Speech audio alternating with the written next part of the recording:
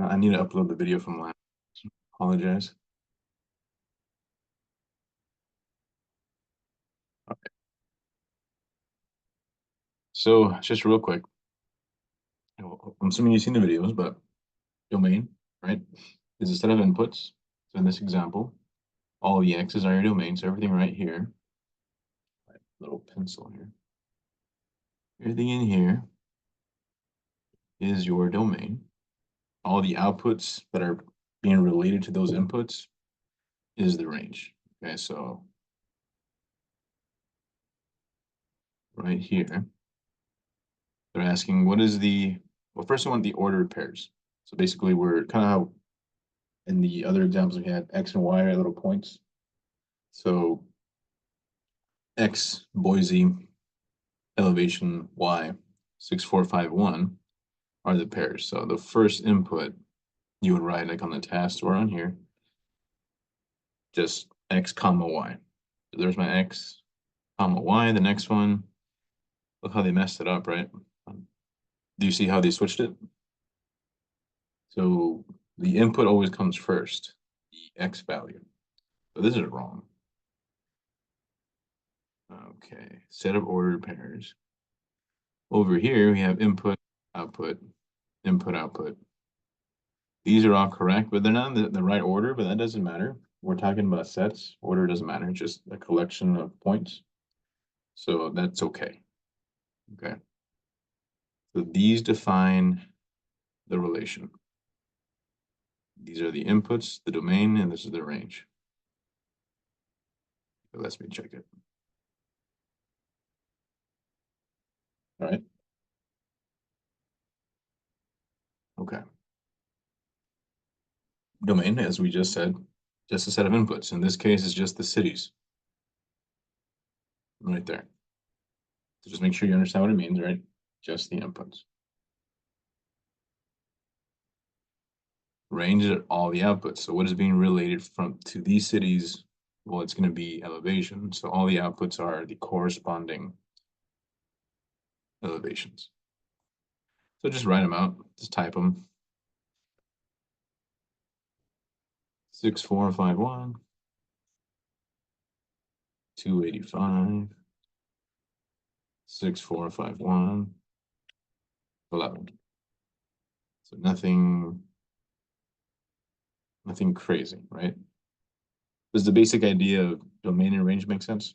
Inputs and outputs. It doesn't have to be numbers. You can relate all kinds of things. You can have like people and their cell phone number, right? The inputs are the people, outputs are their numbers. Who cares? All right.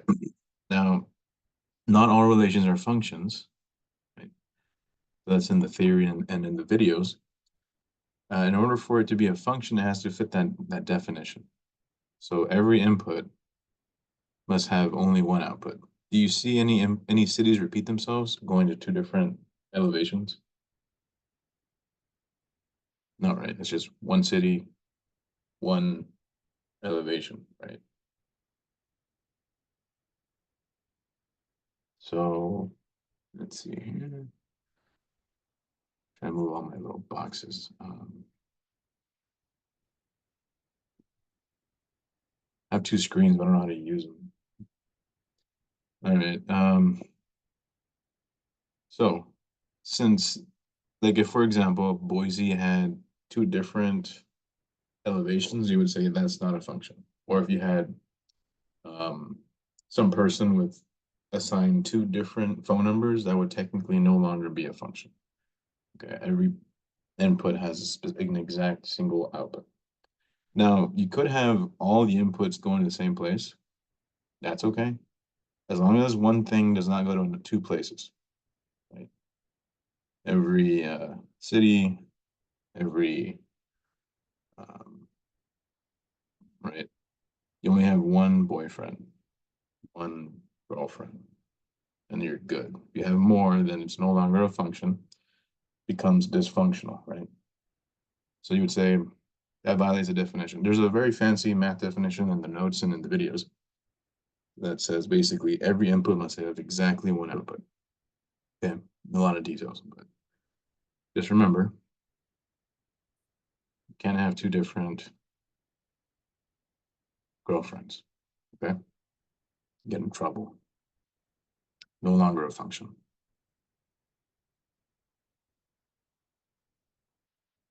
Anyway, those basic ideas make sense?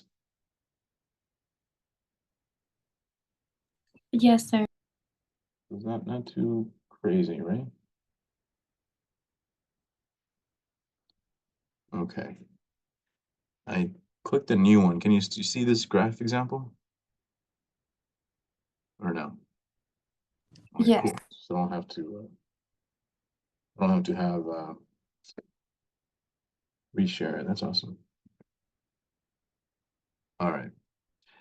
So here visually you can see whether it's not a function. It's easier to see it when you have the graph. When you have just points, you have to check each one. Say, okay, are they going to two places? We good? Visually, it's still the same. Let me get I'm gonna use my right hand. I made my mouse on the left to train my brain to use my left hand, but now I need to draw. I can't do it. Okay, so all the inputs, right? So notice how this -4 is being related or paired with -1.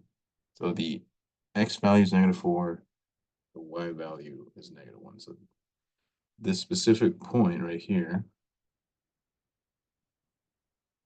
right, is this. So do you notice that every single x all over the place has a single pair, right? You don't see one x going to two different places. Do you agree?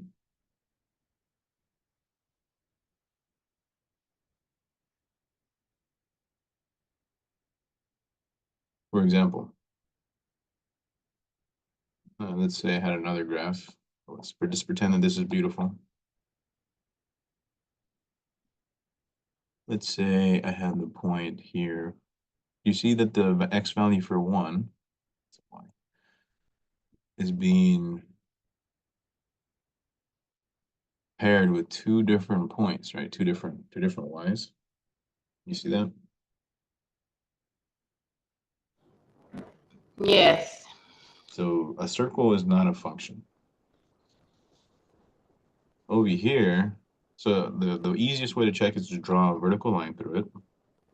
If a vertical line hits anywhere more than once, it's not a function. But over here, the real question, no matter where I draw a vertical line, I'm only going to hit a single point, right? That's called the vertical line test. So for sure, it's going to be a function. Okay. Because every x is paired with only one y the entire time. Let me pull out the Desmos thing. Might be able to see it better.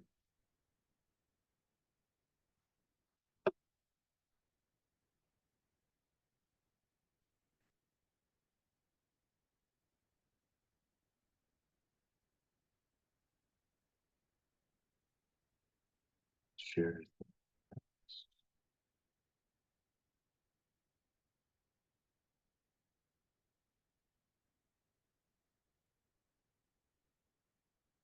Let's make up a function.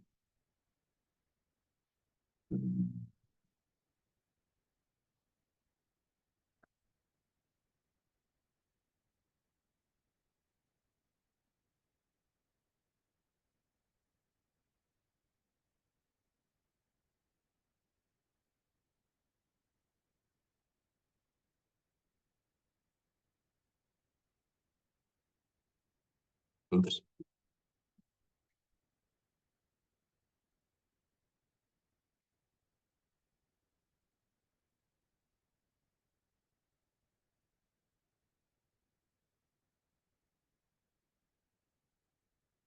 No, you're good. No worries. Okay. You can kind of tell here. Maybe I should just not make it so complicated. It's better. Okay. So basically what I'm saying, all these x's are only paired with one y everywhere. Okay. So if you would have had x going in two different places, you'd say not a function. But here you can tell no matter where I go, single pair, right? So this x value here is paired with this one, right? So right here we have -1,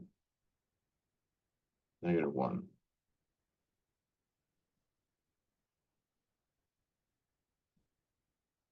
But if I would have had like another thing up here, like, I don't know, let's say it was something up here, then this would have two different points, two different y's in a weird graph like this. Is that point making sense? I'm trying to drive it home. I don't know if it's making no sense. Is that clear as to why it's a function or why not? Yes, it makes sense. Does anyone not understand why this is a function? I don't understand, but that's because I was having trouble getting in here in the first place. I might Okay. have to go back and try to watch the recording. But I was Yeah, having just a hard time with the homework part of this. When I got to this part, I just completely I don't know how I got some of them right. I did, so I guess I'm kind of understanding it, but not fully.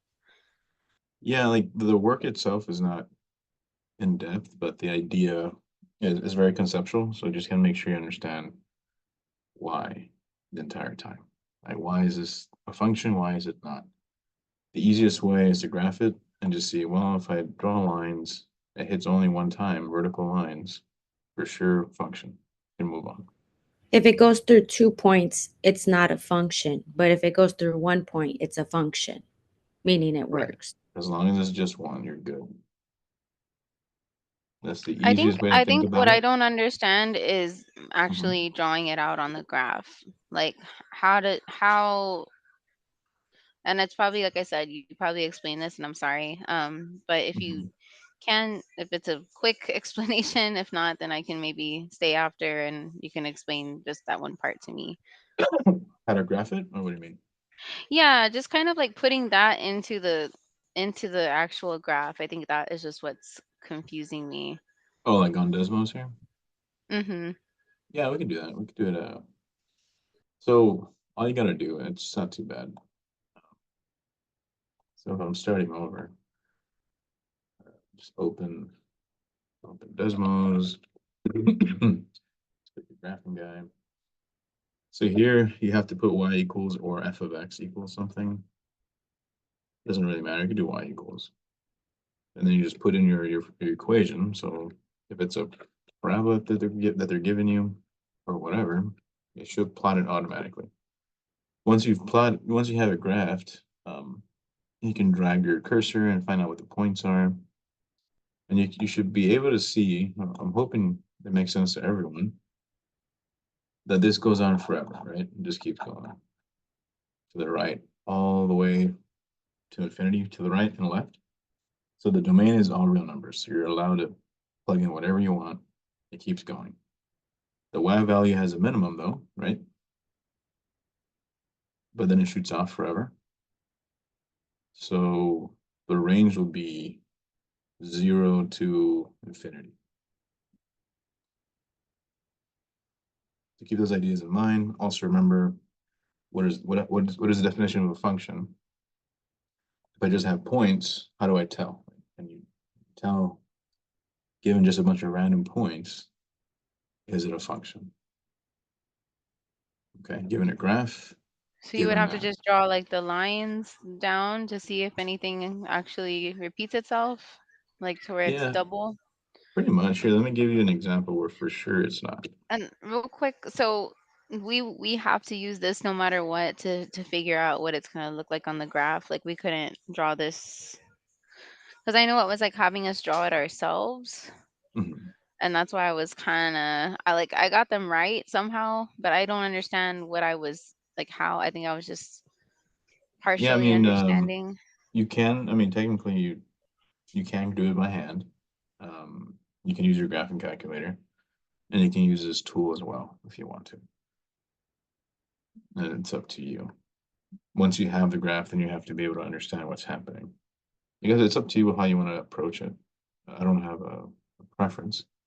I put the Desmo assignments in there so you can practice it, and because I think it's pretty easy to use and kind of nice compared to the calculator, a little harder. Excuse me.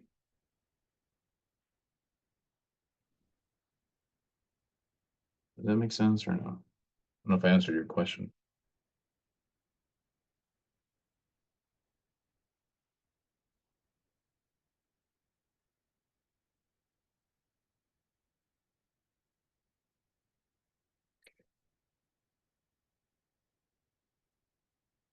Right, so this guy you can tell right away. If I draw a vertical line, I'm hitting it 2 times.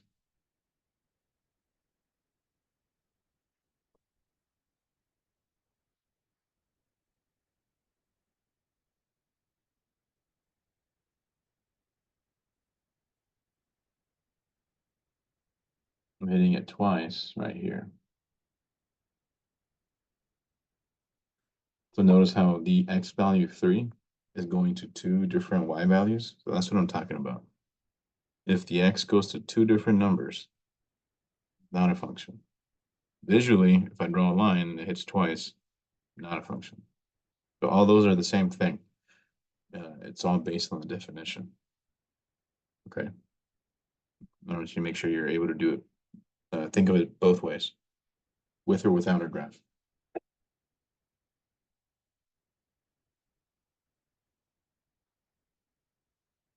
For the first one, there was just like, what, cities and height, right? There was no graph there.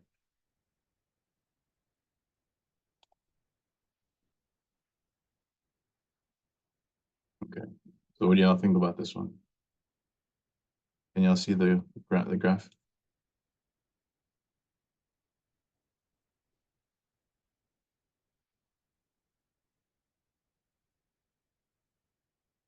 Yes. Okay. Is it a function? Yes. Yeah, it should be. This relation defines a function.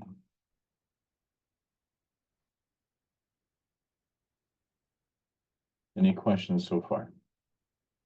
I'm gonna keep repeating myself until it makes sense. Let me know.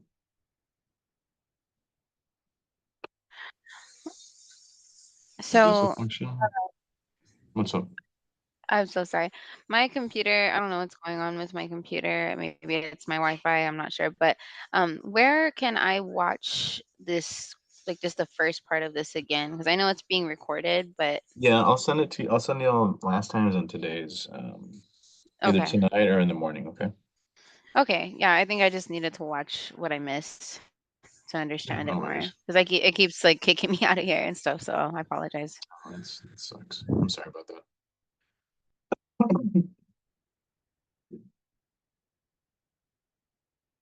Okay, so visually, can you tell? Is it a It function? is a function because there's only one y-axis on every point. Yeah, every x value is assigned to just one y value. So if I were to draw my lines, I'm never going to hit 2 times, right?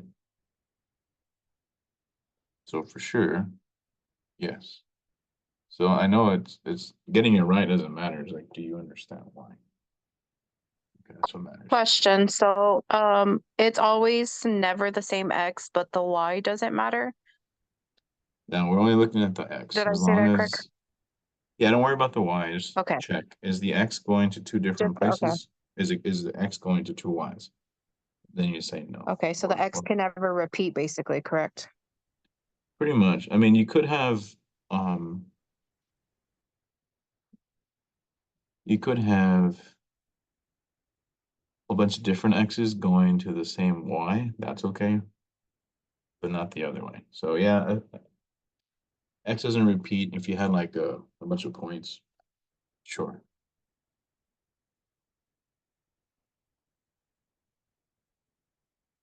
Okay.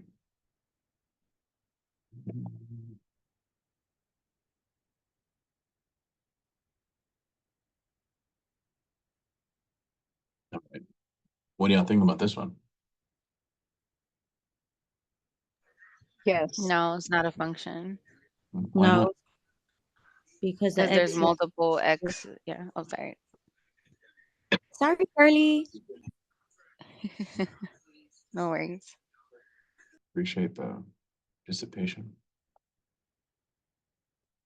But y'all see, right? This is going to two places. Yes, I see it now. That was my mistake. I said yes. So if you write them as points, it's super obvious, right? At first, it's like, oh, maybe, I don't know. But now, when you write it out, was that a positive 4? I don't even know.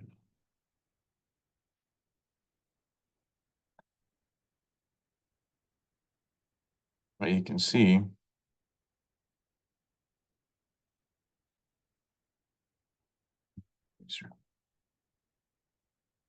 we have -2 going to two different y's. So no. Is that making more sense? Yes, sir. Yes, I understand it now. Yeah, little by little, we'll figure it out. Right?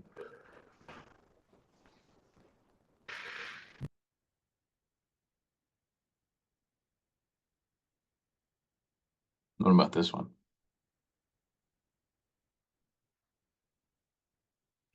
Yes, it's a function. Yeah, because x's are not misbehaving. We're good. That y is very popular, but oh well. That's not, it does not violate the definition. We're good. Right, every x has a single y. It is a function. Okay. So as long as the singular y, then it's fine, but if there's more involved, is that Yeah.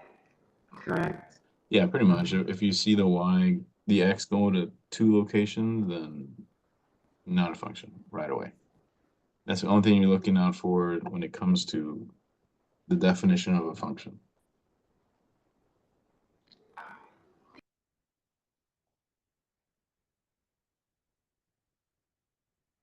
I think we talked about this a little last time. Are y'all familiar with this notation?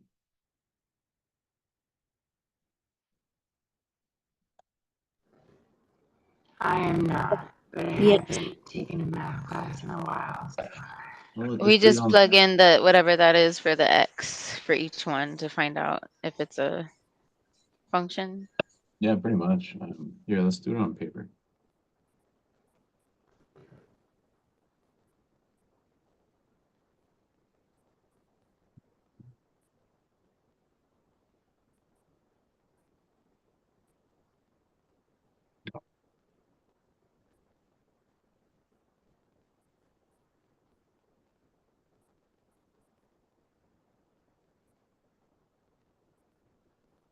So they give us a function.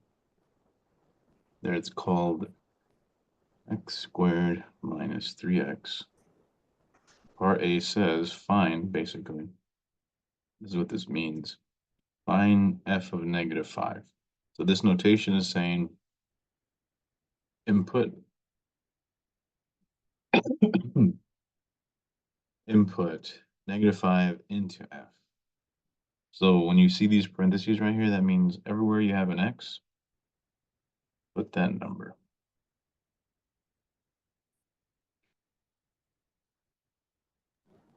I'm sorry. Yes, I understand this part.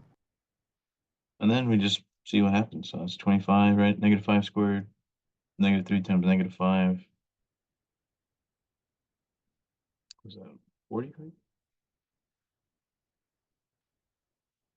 So this right here is the input, or domain value. This guy right here is your output.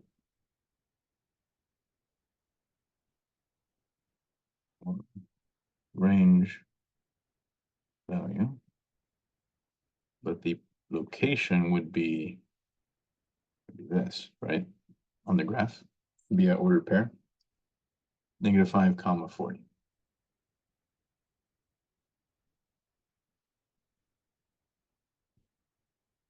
That's what it all means, right? I know we might know how to do it, but the hell does it mean? Why am I doing this? What is its purpose, right? A function can be all kinds of things. But in general, it's a function does something for you, and it takes some inputs and does that thing and gives you an output. But we had some, I think there's some examples in the book, like they said, oh, you know what? A washing machine is a function. It inputs dirty clothes, outputs clean wet clothes, right? So this function squares the number and subtracts 3 times that same number. That's what this guy does. So when I plug in -5, it squared it for me, then subtracted 3 times that same number. We got this output. Is that clear? It's all the same, right? Yes, clear. Okay. So in the homework, they just want you to plug in different numbers and get comfortable with the parentheses and seeing what's going on. And that's it. I was doing these problems today in tutoring. Is this the FOIL method, or am I thinking of a different equation? There might be some that have some FOIL stuff, but this one we're just plugging in a number. We're basically doing PEMDAS here on the example. Order of operations. There might be one in here where you do FOIL, maybe. Yeah, I think it's like 2 more after this one, because I remember seeing this one too. And it was the x was p plus 2, that's x, and then you had to do it that way. Oh, this one? That one. Yeah. Yeah, this one would turn into a FOIL because the input is not a single number, it's a variable, -2. So you have to treat it as, like you're doing just algebra. Yeah, let's go ahead and do this guy. It's fine.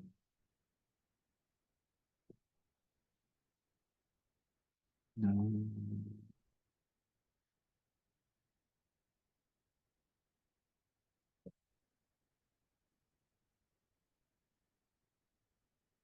Oops, they called it G this time. It's an ugly G.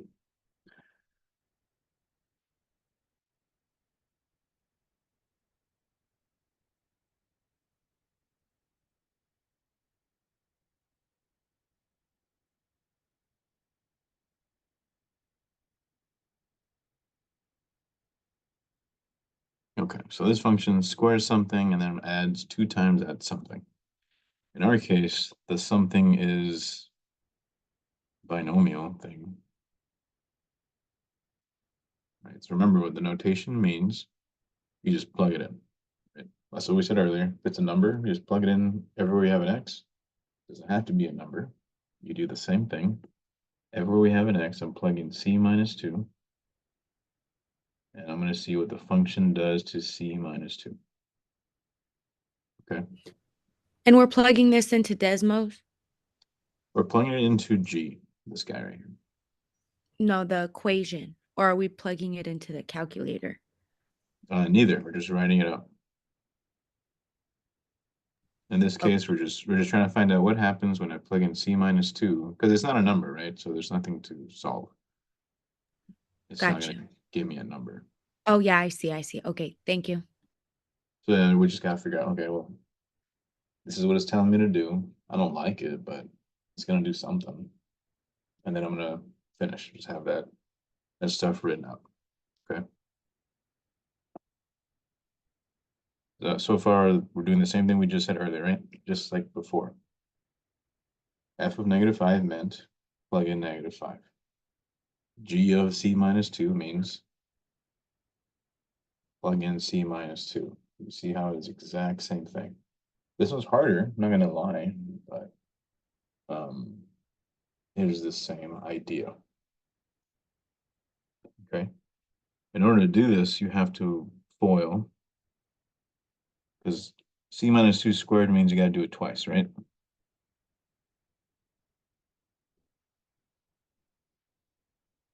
Two times this means multiplying by 2.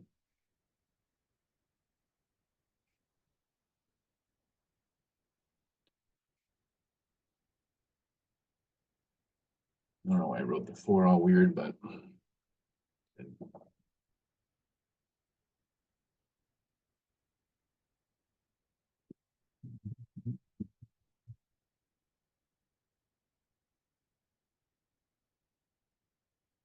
okay. So far, y'all still with me? That okay? I'm sorry, I understand the most recent talk about how you got from the first line to the second line again. Wrote it out on the second line. You wonder where this came from? The top line, like the very Oh, this one? top one, the first G on the. Oh, okay. So you're talking like how I went from here to here? Sorry, I'm lagging a little bit. Yes. That's okay. All right, yeah, so, well, let's look at the first example. Did you understand this part? Yes, I understand the first one.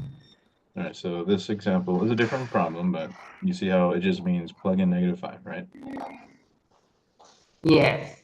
So now it's asking me to plug in C minus 2. If I would have said, I don't know, plug in G of square, see what happens, right? Just plug in the square.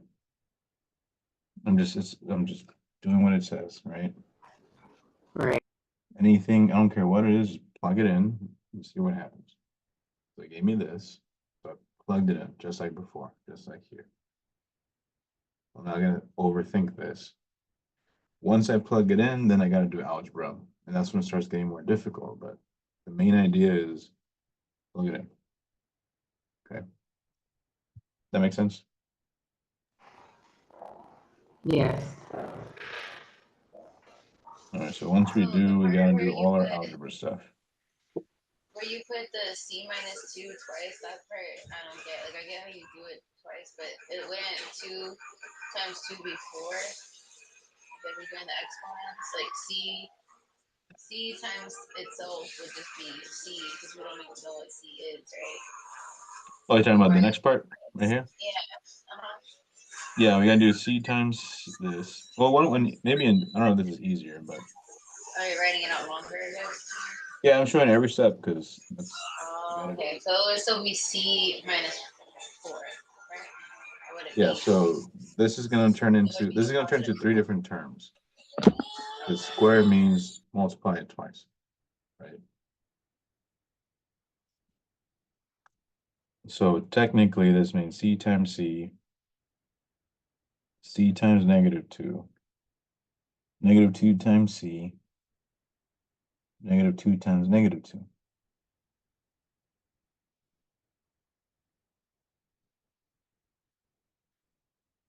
We got all this garbage from here.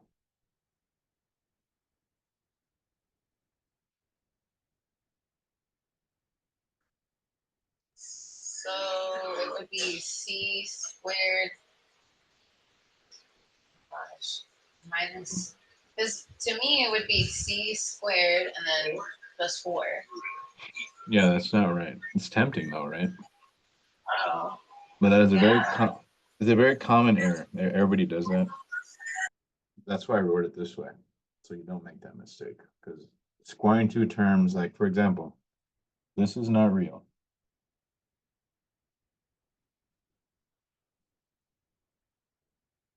It's not a thing, never was, never will be. But people remember that by accident. So they try to do it here and they mess it up. So be very careful when you erase that, because I don't want you to Yeah, believe so it's real. that thing, I really don't get that because it keeps mentioning that too, like to remember that, and that's where it has me super confused. Yeah, so this is a refresher. If I'm multiplying two things, or if I'm squaring two things, that means I'm multiplying it twice. Right? Now, if I have, for example, a 2 squared, that means 2 times 2. If I have something plus something squared, that means that same thing twice. Do you agree with this logic here? Okay, got that. Yeah.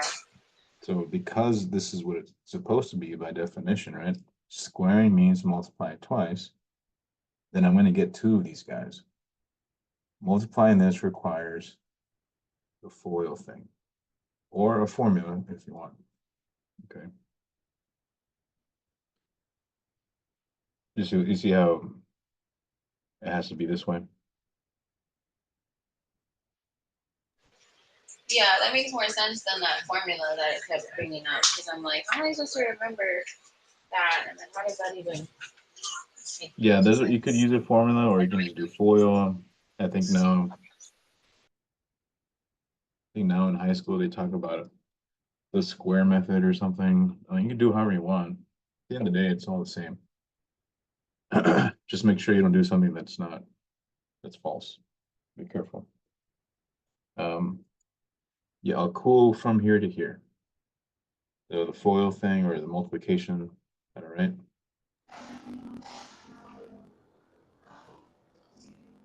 Yes. Okay. So let me know. So at this point, you're just going to combine like terms and we're done. So c squared minus this is going to be 4c plus 4. So I combine these two. I'm doing extra steps just because you don't have to do too many. Now you see that these 4s are going to cancel, right? -4 plus 2. Final answer right there. Yeah.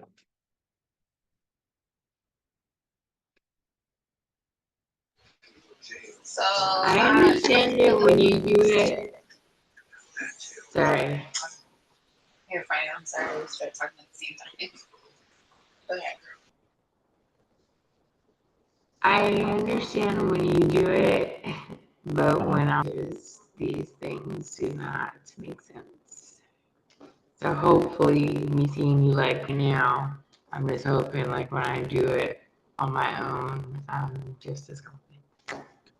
No, and then that's fair. I mean, that means you just need more practice, right? Like when you see someone else do it, it always feels easier, but it's not easy until you start to learn it, right? I can watch LeBron play basketball all day. It doesn't mean I can do it, even though I know what he's doing. Right. You know what I'm saying? So you have to get in there, practice every day. Little by little, it starts to feel right and make sense. But without practice, it's gonna feel confusing and unsure. And like every single time, every math class I always tell people, every math class I've taken, I felt lost and confused the entire time. Right? I just had to keep practicing memory, and eventually it sticks. And I'm like, okay, well, this is how it works. This is the definitions. Keep practicing. It's not about memorization. It's about practice. You just start to see like the rules, kind of like a board game. When you play a new board game, like, what the hell are the rules? How does this work? Play it a little bit, and then eventually, okay, I know how to play this game. So that's all we're doing. I think just the when you're like, well, I got lost on the part where you're like, okay, so the part where you explained to me, why we're gonna double it, c minus 2 because we're squaring it. I think when you were simplifying it, that's where I got lost because I think I don't see how you did that to get the answer. From here to here, or here to here?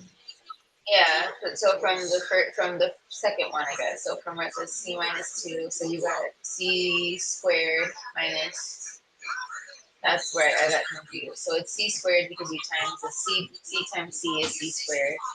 And then Mhm. negative 2 times negative 2, wouldn't that be a positive 4? That's what I'm confused. Or you're doing negative 2 times c first. Yeah, so that's right. So c times c and then c times negative 2. That's these two. And so it would be negative 2c. And then you're doing, Yeah, then I did this one, negative 2 times c, which is that one. Negative 2 times negative 2. okay, so you do c times c first, then negative 2 times c, which is that. Now, how did we get to c? So you're doing the same. That's okay. I think I'm confused after that part. I see why you did c squared and then negative 2c. Mhm. But what do you do next after that? How did you get the negative 2c plus 4? Is it The negative 2c here? no? So okay, so you're simplifying it. I see how you got the first part. C squared minus 2c. I see how you got that. But then once you get from there, I don't see how you got negative 2c plus 4. Like I don't see how you got the rest of it. Okay, so this part right here is these four terms, right? 2 times Well, I c think I is 2c, 2 times negative 2 is negative 4. So these came from this second part. So I'm just bringing them along until everything is kind of worked out. Then you can combine the like terms. Yeah, I don't get it. I still don't understand. So I don't understand that part. Like, okay, so you did c squared. Go from the second one. So you have the c minus 2 and then c minus 2 plus 2c minus 4. That second one. You're talking about this You, part, right? okay. I'm talking about the one right above it. The one right above This it. one? So all of that whole line. So the first thing you do is c times c, just c squared, right? Underneath it. Mm-hmm. And then it's negative 2 times c, which is negative 2c. But then I don't see what you did right after that to get the next negative 2c. You see what I'm saying? Yeah, well, let me show Does that you. make sense to everybody? I don't know if I'm explaining it. I think you're it's the FOIL part, right? It's still bugging you a little bit, like how we multiplied I it out. guess so. I don't see how you got the rest. I only see how you got the c squared minus 2c. Let me show you a different method. Maybe you'll like this one a little bit better. Okay. It's the same, but it's just a different way to look at it. So let me see if this helps. Now I'm starting the whole question over, pretending we just started. Right? Now, we said that this means you have to multiply twice, right? And then you have to distribute your 2 on both. 2 times c, 2 times negative 2. That power is no big deal, right? This part. Yeah, that part I understand. So here is a different way we could think about it, is you could say, you know what, c times this whole thing is right here. Negative 2 times that whole thing is right here. And just think of it as a distribution instead. That way I don't have to worry about this one goes first and then this one goes second. Like, you know what, who cares about all that? C times all that, negative 2 times all that. C distributed twice would be c squared minus 2c, right? These two. And then these two would be negative 2c, negative 2 times negative 2 plus 4. You see how it's the same? Sort of. Yeah. So you can think of this c times that entire quantity, this negative 2 times that whole quantity. To be honest with you, I think the first one made more sense. You like the first one better? But I think the first one made more sense. I don't know how to explain what I don't understand. So like this, what I don't Okay. understand is I see how you did it. I need the steps repeated, I guess, for the. I know you did the C. Like, what do you do next after you do the C squared? Like Okay, C so times c C. Like times how you have the c, line. is the first one, right? Right. So you gotta do it one at a time. So C times C is right there. And then I'm still with it, haven't finished it this, I gotta do everything, right? So C times this C and then C times the -2. That's where this came from. All right, so C times this, C times -2. And then I move to -2. -2 times C, that one. -2 times -2 is that one. Got it. Now I understand. I was doing it like like doing the first C. I was doing it a different way, but now I completely understand. Okay. I mean, it might still work out as long as you do every single, pair combination.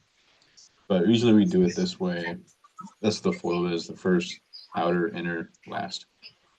I think this one's easier, but if you like the other one, that's fine though. It doesn't Yeah, bother me.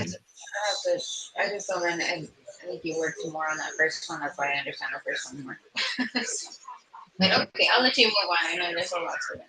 No, it's all good. As long as it makes sense.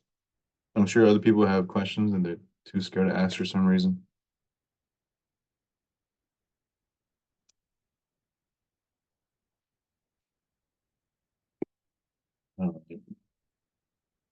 Anyway, so eventually we get this output. That's the answer. Excuse me. Sure.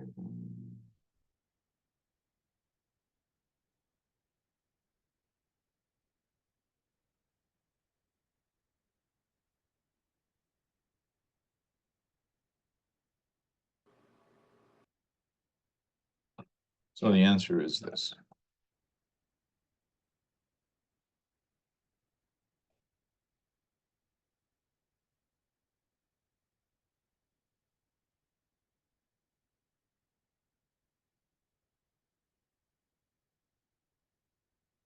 Okay.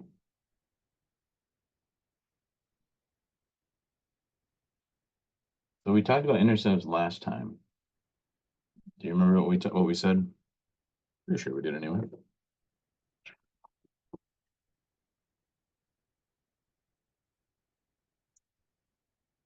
Yeah, we did.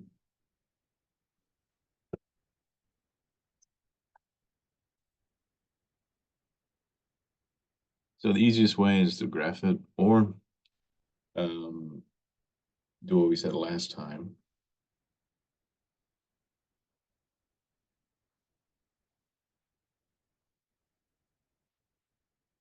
There we go.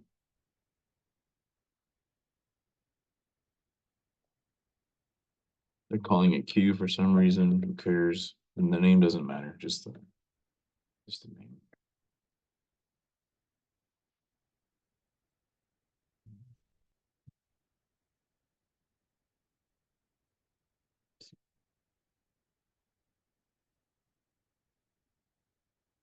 So there is my x-intercept. It's touching the x-axis, right?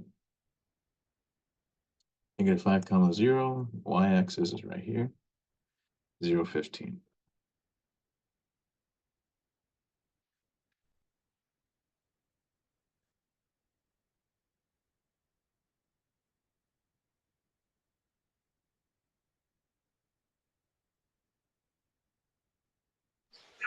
And so the product of the, like when you plug in whatever it gives you for X, or whenever you solve for X, is going to be the Y. If you're hungry, she'll buy your food. She'll pay for your food.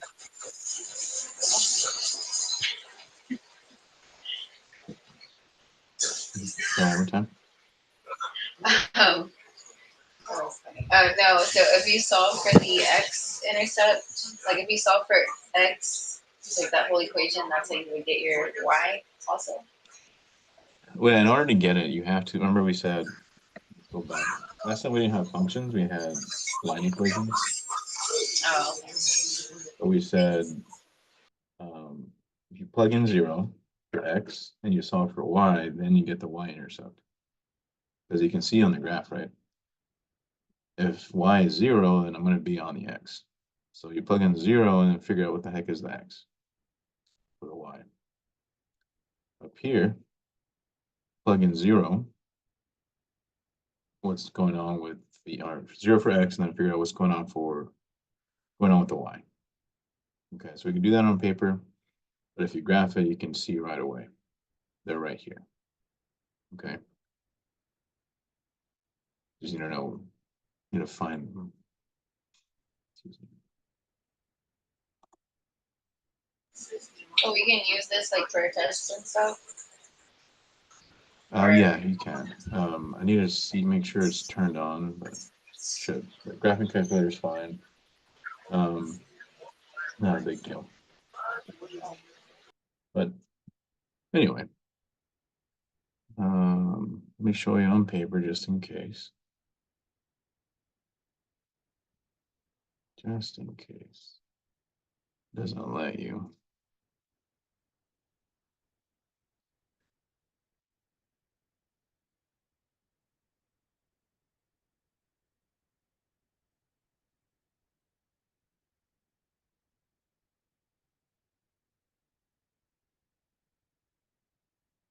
Okay.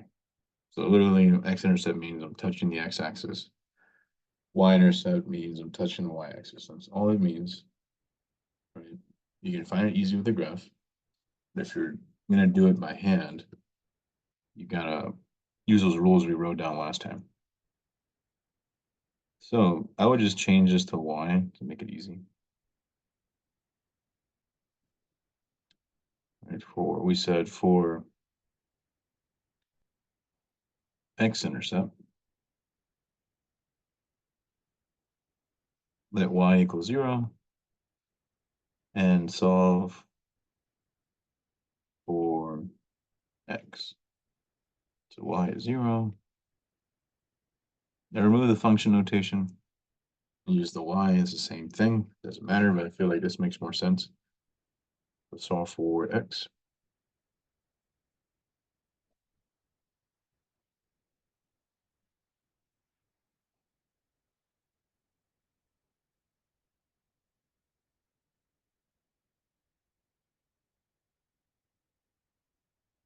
All right, then talk about the steps here. Subtract 3x on both sides. Divide by -3 on both sides. We solve for x. Do I need any details on these steps here? I didn't show a lot of details, but I showed some.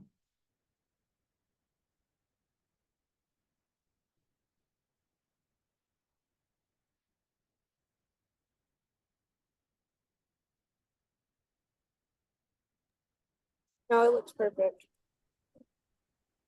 Hmm? No, it makes sense. A lot Okay. of sense. Thank you. So for y-intercept, do the same thing. This is a little easier.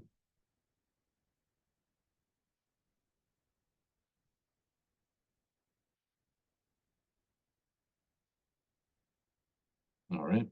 So we can get y equal to 3 times 0 plus 15. That becomes just 15, right?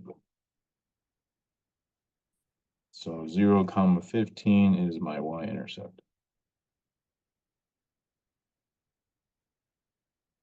Which is what we saw on the graph, right?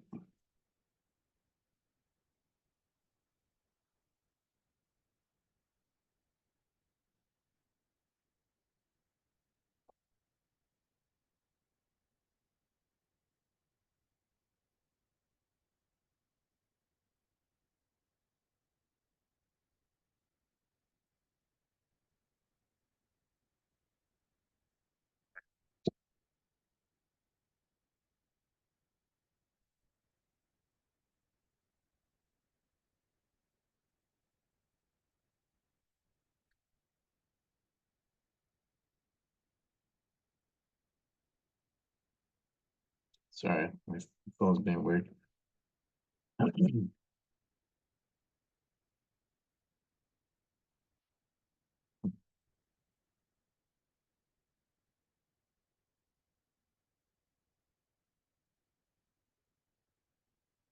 Going on here?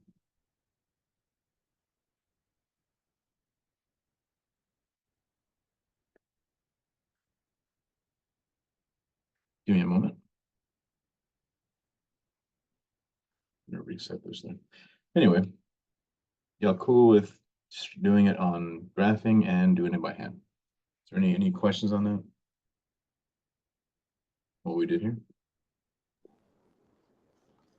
No. I don't want to hold anyone hostage. I just want to slow it down in class, if everyone else has it but me. You're good. That's what we're here for.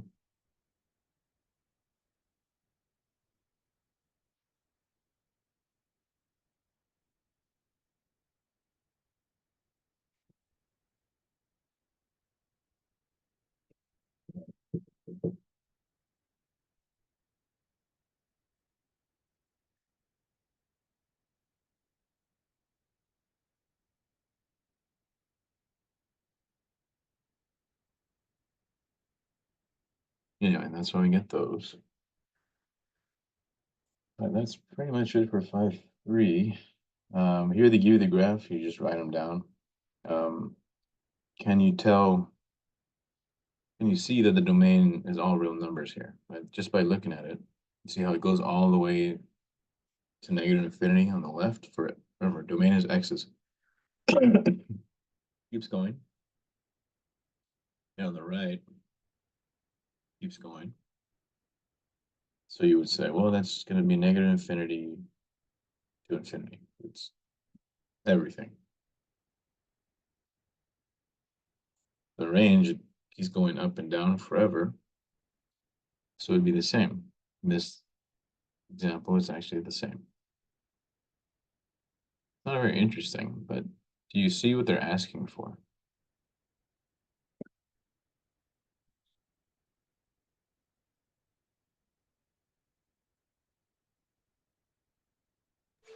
Yeah, like pretty much there's no end or beginning to how far those lines are going. There's no point to anything on the x or the y or of the function. There's no like beginning or ending. Yeah, like infinity. So they're both pretty much every x positive. every x is on here, right? It keeps going forever. So all these x's are somewhere on here. See what I mean? All these x's are somewhere up here. And it keeps going, so forever. It hits every single x on your axis. Every point is assigned to some y somewhere.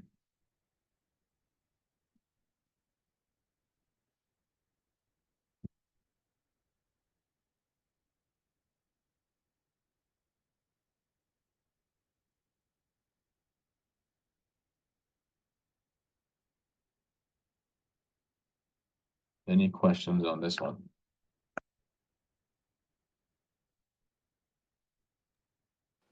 No. Check this one out, it's a little harder. This will eventually hit all the x's, right? Keeps going. Hard to tell the way it's drawn, but eventually. Is there a way for us to zoom in or you to zoom in so I can see? Yeah, I can zoom in. Okay. That's like real tiny for me. Yeah, hold on.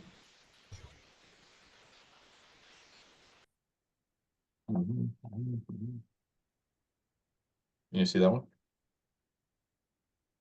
Is that better? Yeah, way better. Okay.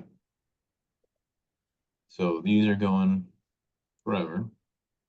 So eventually, I'm going to hit all the x's, right? It keeps going. And but the y values, it has the lowest point, and it just keeps going up. So domain, what is the domain here? Would it be 4 and then infinity? Let's see, for domain,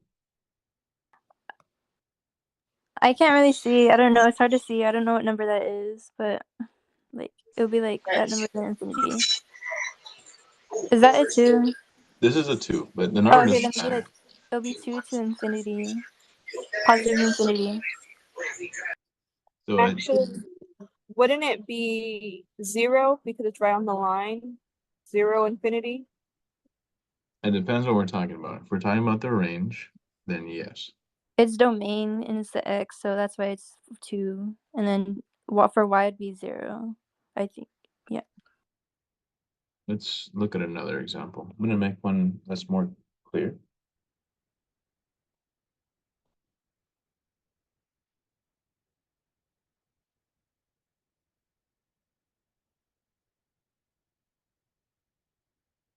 Okay. Let's make it wide, make it obvious. Would you agree that eventually this is gonna hit all the x's, right?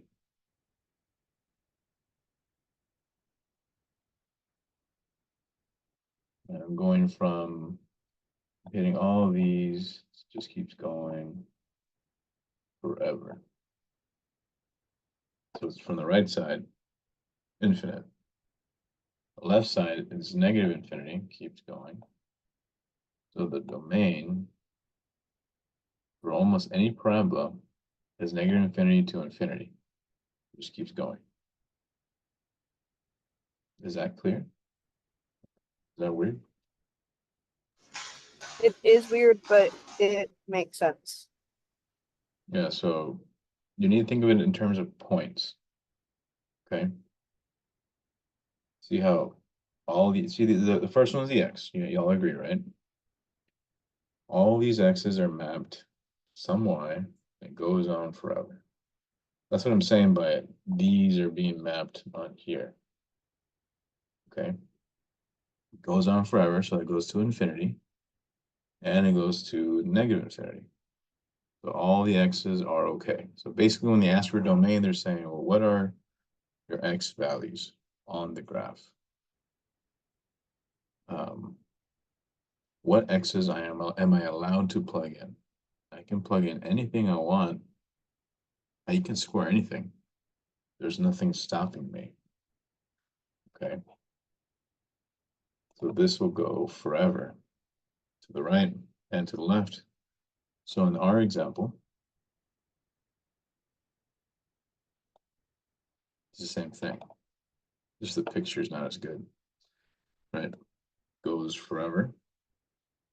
So the domain is the x's, so you would say negative infinity to infinity.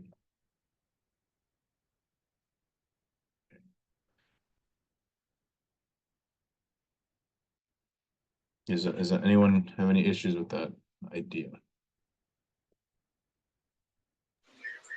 No, that makes sense. Now that you, I mean, if there were like points on there, then obviously it would be just talking about it wouldn't be talking about a function. It would be talking about an actual.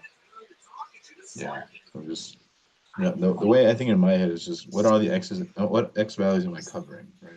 When I look at the graph. Because if I'm It floating just keeps above going. it, There's not really anything you can. There's not really a range. I mean, not Mhm. really a. Not a range, but I don't know what the words are for these things. I'm still learning. that's okay. It's But okay. there's not really like a stopping point, I guess. It's just Yeah, there's no stopping point. It keeps going to the right forever. Keeps going to the left forever. Since I'm only looking at the x-axis or domain, has to be everything. The range does have a minimum point because range is up and down. So back to this example, right? The lowest y value is right there, right? And then it shoots off, goes up forever. Only looking at the y's, it goes to infinity in both directions. 0 to infinity. The range for this one would be 0 to infinity. Okay. Now look at the range of this guy. What's the lowest y value here?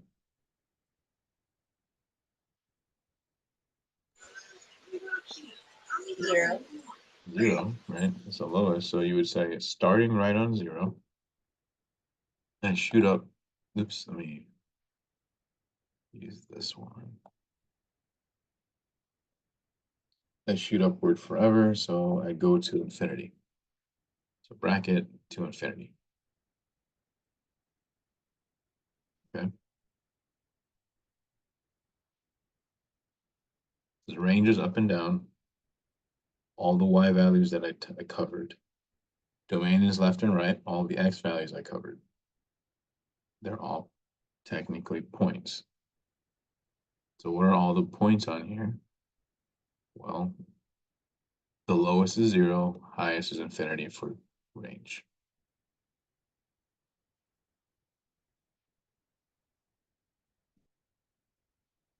Are there any questions on this guy?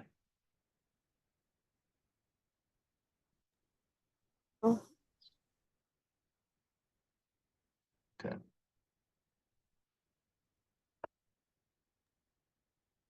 Alright, so that's 5.3 pretty much. Move on to the next one. Maybe we should take a short break though.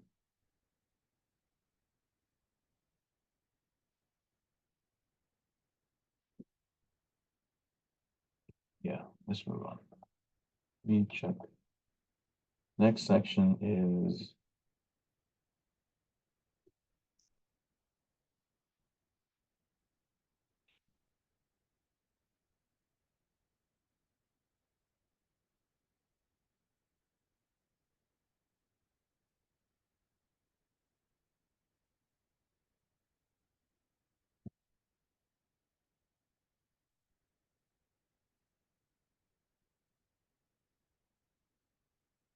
there it is.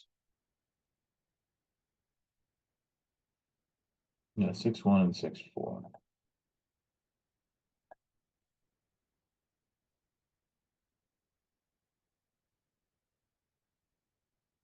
right, let's take a short break and I'm going to send you a file of the parent functions and then we'll go from there.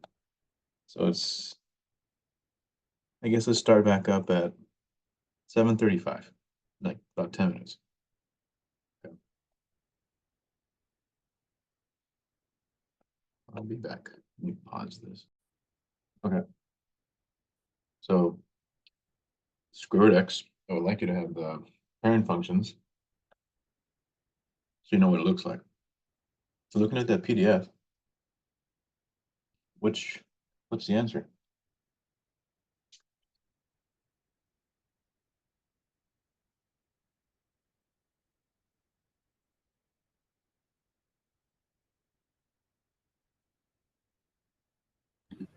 The answer is going to be A. A, right?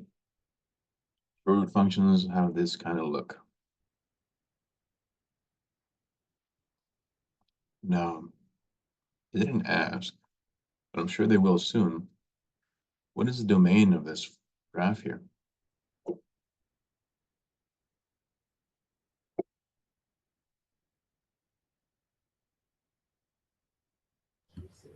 Zero comma infinity. Positive infinity. Does everyone see why? Yes, because it intercepts right at the origin and then it keeps going. Yeah, so it's covering all these x's, right? These x's are being paired to some y on the graph, all these points. So, starting at 0, the lowest x value, then it keeps going to the right forever. And on your cheat sheet also tells you the original has that domain. Range, what is the range?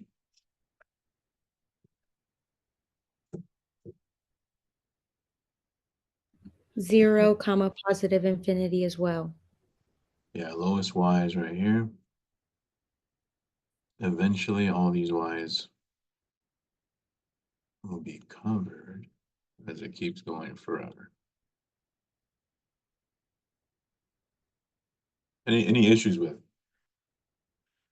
domain and range?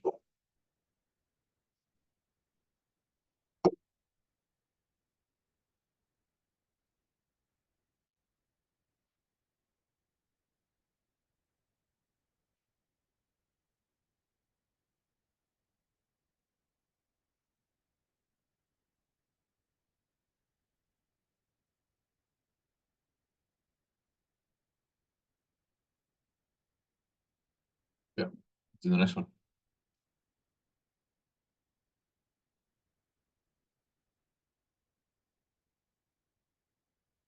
Which one is this one?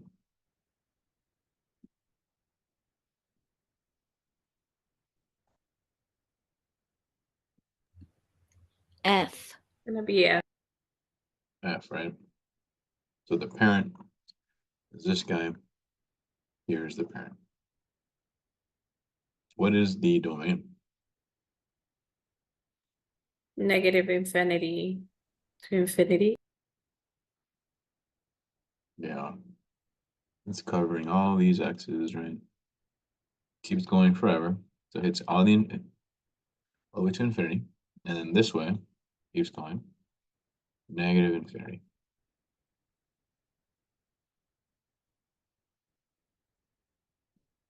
That make more sense?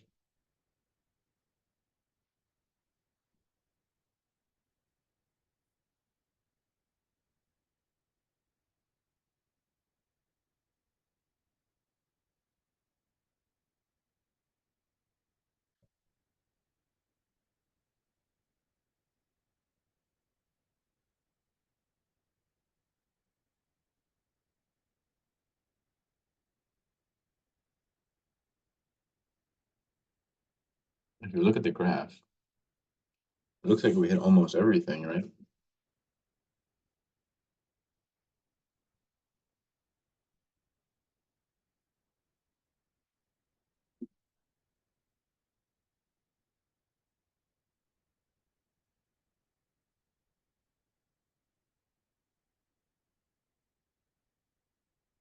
What can I not plug in here?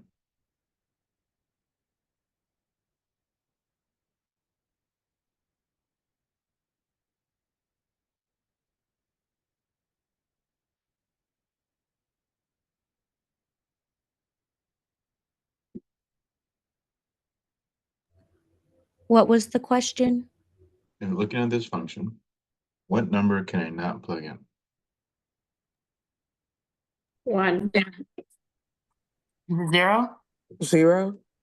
Yeah, I can never have 0 down here. So the domain is everything except 0. You can plug in whatever you want except 0. That's why it has this asymptote right here. Notice how it's approaching 0, but never gets there. Right?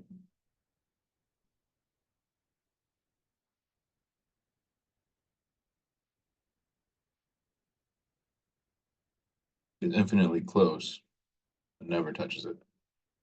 A little barrier. We call those asymptotes. Okay. That makes sense? You call them They're called asymptotes. asymptotes? Yeah, or I'll type it out for you. Why would it not be -1 or 1 if it's technically not touching it? Because we said just a minute ago, right? We cannot plug in 0, therefore it never touches it, right? It never goes there. We never actually hit the 0. Right? There's no 0 comma y or something.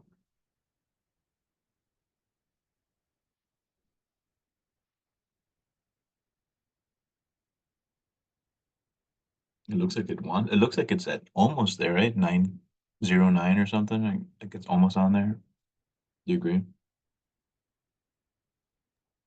Yes. Okay, okay, now I see it. So it gets infinitely close, but it never actually hits 0 anything. The closer you get to 0, the more infinitely large the y gets. So as you get closer and closer to 0, it just shoots off. It's an example of dividing by 0. Can't.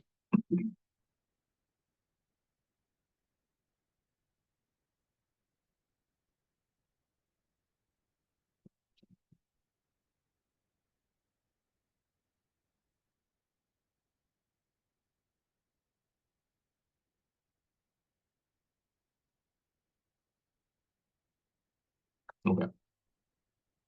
So what is the domain here? How would you write that?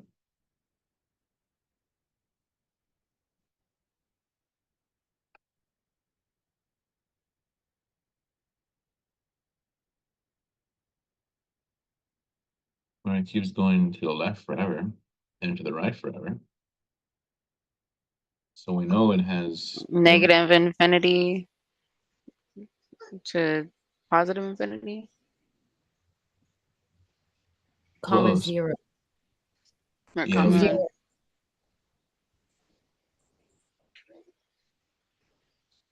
Yeah, we gotta put parentheses on 0.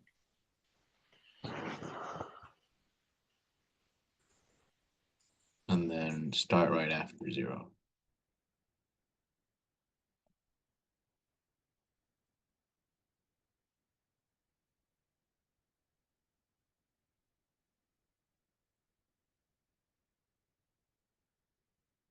I didn't ask for a domain. I'm just asking you guys.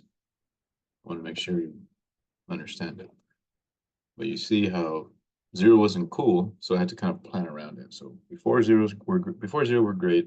That's what this represents. After 0 were great. That's what this represents. Does that make sense? Yes, very much so. And parentheses means right after 0 or right before. Bracket would mean included. Okay. But anyway, the question is not talking about that at all. It says use translations. The point of the section is given the parent, which is this guy, transform it or shift it. What does the 1 over x look like? Well, it's right here, and it's on your sheet. What happens if I do plus 3? Right? What kind of shift is this? Up That's 3. all. Yeah, up 3. So you just take this graph, move it up.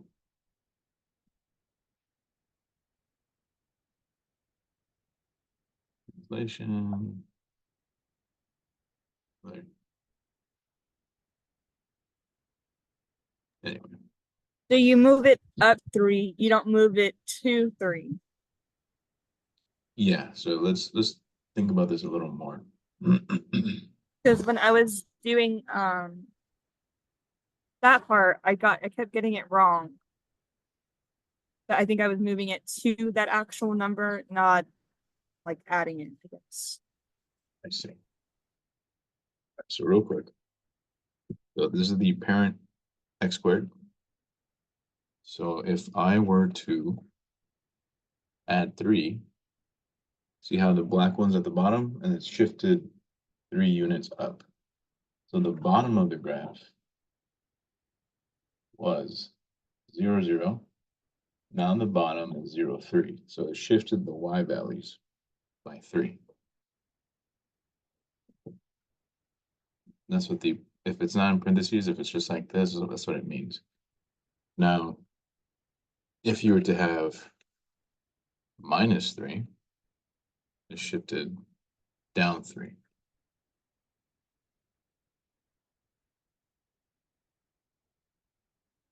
Okay.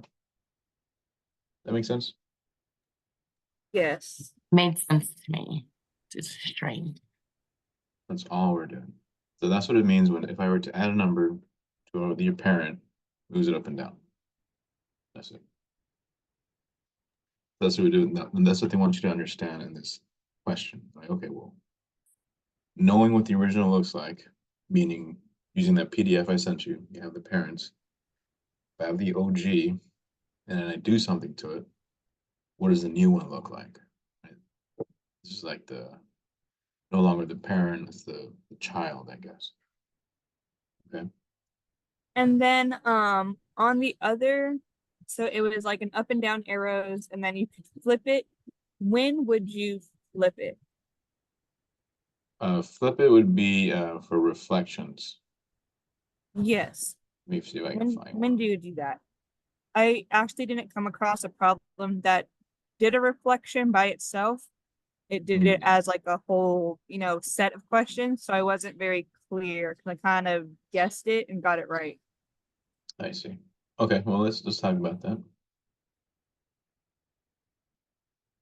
Let's use our rando example over here.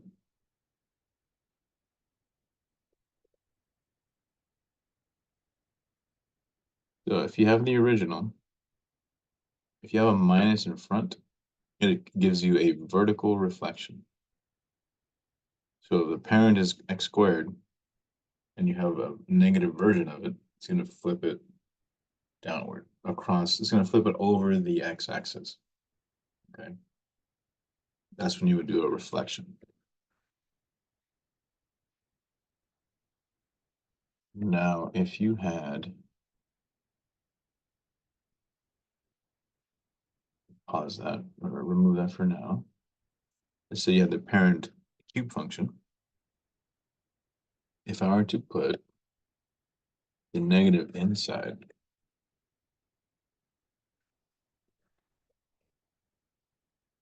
see how it flipped this way? The green one's right there. Now reflected the other way.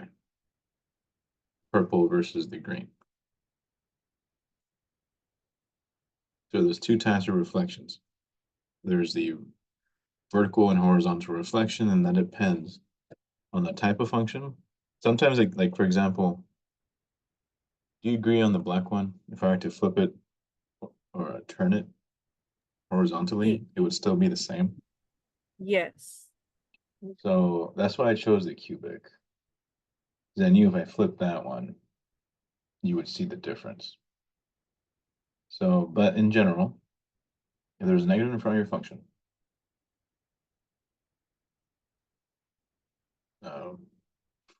vertical reflection. If it's inside, it's horizontal. But depending on what it looks like, it might not be any change. And that is because of even and odd properties of functions. I don't know if that comes up later or if it's in the notes, but that answer the question for reflections. Yes, it made more sense seeing it that way than seeing it in a problem. Okay. Alrighty.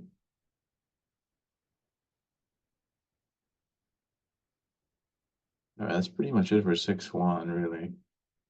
It's just trying to get, it's not hard, but it's more of, can you identify the parent functions? And if I do something to it, can you shift it accordingly?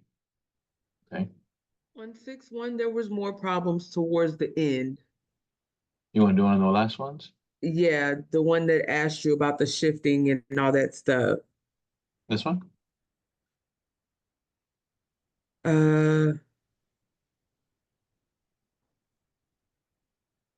Here they're doing, yes and no. It's more towards the end. It was like the last 3 or 4 questions. this is the very last one. Okay, well maybe it was this one. Okay, it was this one. Here's another one.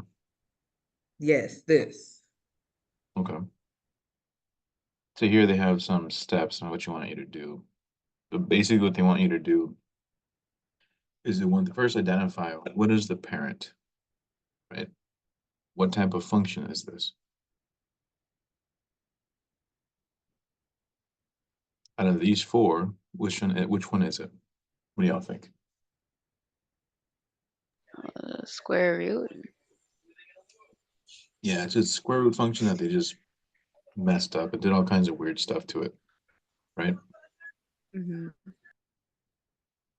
Now we said, if the number's out here, that means it's a shift up or down, depending if it's negative. Yeah. If there's a number in here, that's going to be left or right, but it's going to be opposite. If it's plus, then you go to the negative side. If it's negative, you go to the right side. But if the up and down is just straight up, negative means down, positive means up, right? That's what we said. In front, if it's a positive number, then it's not going to be reflected. So those are the 3 things I'm looking at first. So I want you to first look at this guy and see what kind of, first I want you to find out what is the parent. Obviously, we just said that. Right? Oops. Oh, must be doing that at a time. Okay. There's a parent. Now, if it's a fraction, if the number in front is a fraction, then it does different types of compression or stretching. So let's look at the other picture first.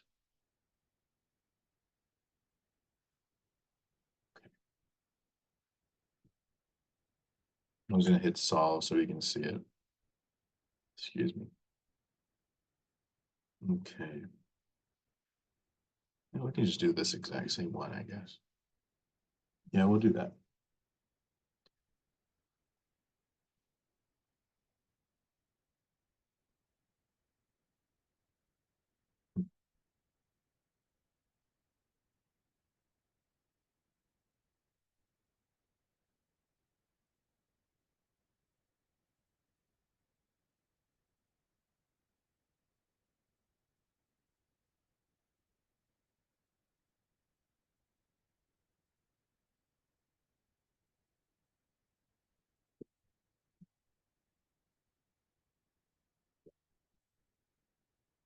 Let's start with the original.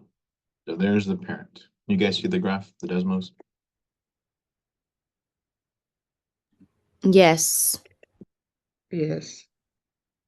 So original right there. So now let's do piece by piece and see what each thing does. Okay. Now, just subtract 2.9. We said that's going to be a shift downward, right? There it is. Yes, you see the downward shift, right? Now, if I add a number inside, see how it shifts to the left? 3.7. So that's 3.7 right there. There's the OG right here. So if it's inside parentheses or inside a radical, it's going to do the opposite. So plus means to the left. Okay.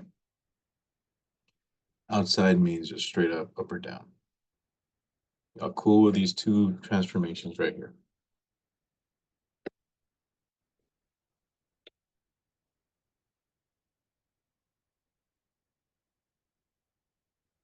I'll block these out for now. Do you see what the 1/9 did? What did the 1/9 do?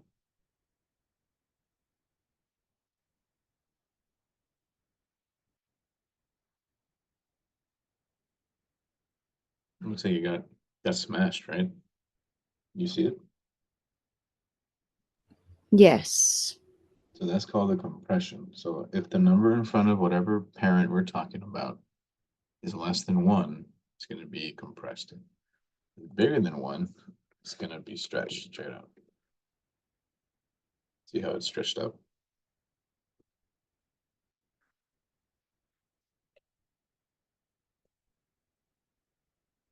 So if you put that all together, then you have a different graph. You do it all at once, and we're going to have a different picture. But before we move back to the question, do you all see what each piece is doing? Yes. Vertical shifting, horizontal shifting, some sort of compression, right? That cool?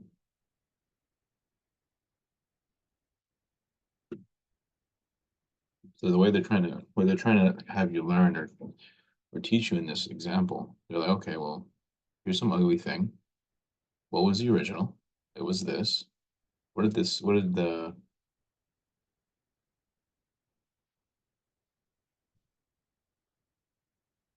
you want you to list what type of shifts. So we had a shift to the left of 3.7, right? That's what this inside does. We had a shift downward of 2.7. That's what the number out here did, right? And we had a compression of 1.9 or 1/9. So they just want you to understand what does each thing do to the graph. They want you to just write it out. Okay.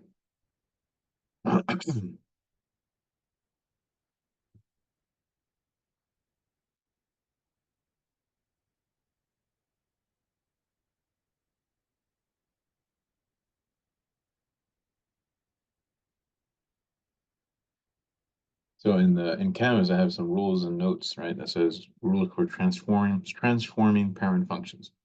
Goes into detail for what we just talked about. In case you haven't looked at it, that's how that works. That's what these things do. Y'all have any questions on this?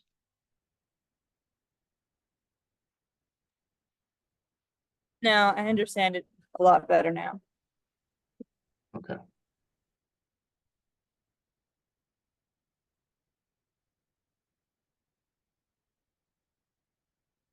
So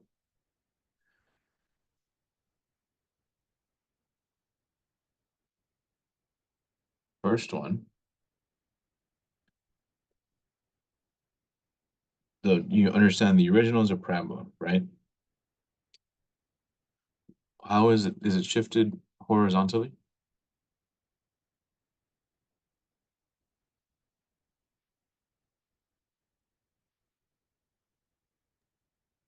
Now, since it's outside the parentheses, up and down, is that horizontal? Yeah, horizontally. No, it's okay. So the outside is vertical. So that's going to be right here.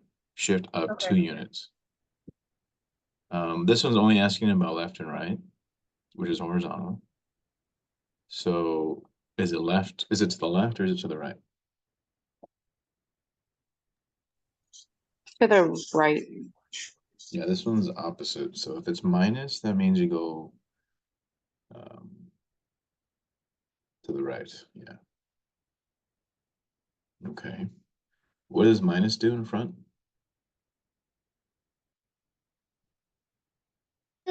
Compresses. It only compresses if it's a fraction. Stretches it. It would stretch if it's a number bigger than 1. It turns it into a positive? So we just have this negative there. That's it. Does it go to the left? It's Could you gonna drop? be it's gonna be reflection, remember? Reflect. Yeah, there's a minus in front. I can't hear. Be quiet. Which way does it reflect?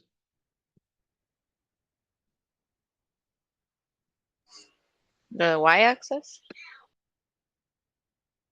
Cross. It's gonna be flipping. The x-axis. Yeah. Should be good.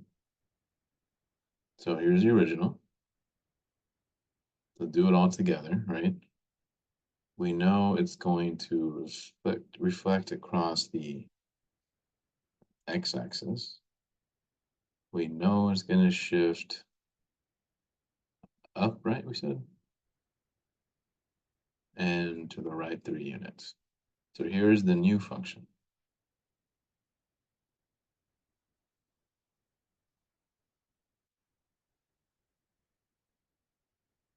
Now, have any questions on this example? I'm sorry. Could you repeat when it compresses? Because I had my little one screaming over here. Oh, you're good. Compression only happens when you have a number less than 1 in front of the parentheses right here, in front of the function part. So like if I had a 1/2, -1/2 right there, that would compress it. And then the negative would reflect it. If it was ×2, it would stretch it. And the negative would reflect it down. Thank you. So bigger than 1, stretch. A number between 0 and 1, compress. And that's in the notes in Canvas.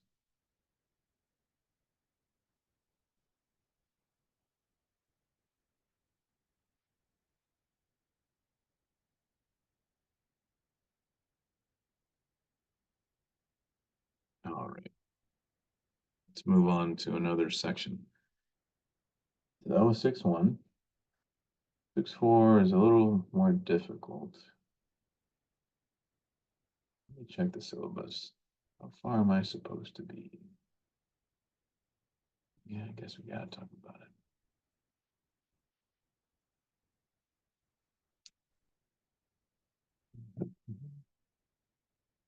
Have y'all started 6.4 yet? Any of you? No, I haven't. I have not. Neither have No. I.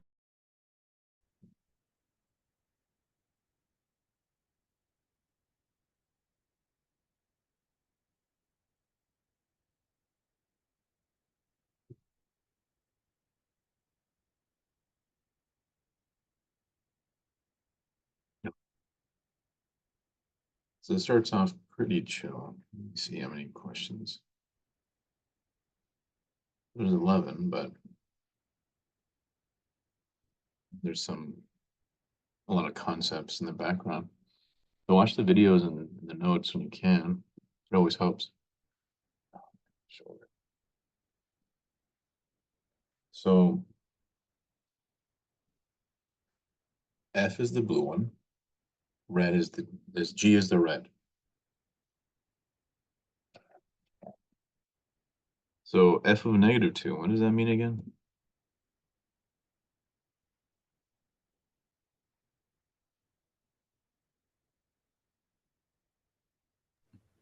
Shift. The X is, oh, Sorry. Oh, you're all good. So it means plug in -2, right? But there's no function. So graphically that means negative, oh, here's -2. What is the Y value associated with this -2? Right here. 3 or Looks like -2. -2. So -2 is paired with -2. So the input is -2, output is -2. So that's what this point represents, right?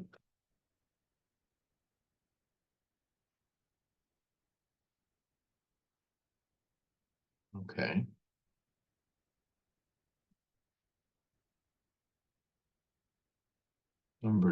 Part 2, -3 for the red.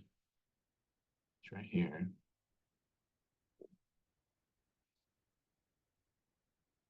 But plug in -3, what output do I get?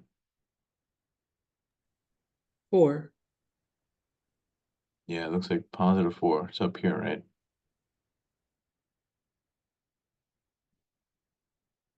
Points right here. So -2, actually it looks like, you said -3, right? Oops.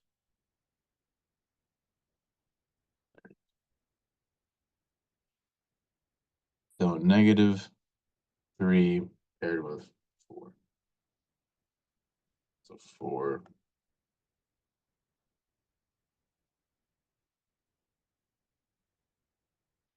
Anyway, is that straightforward?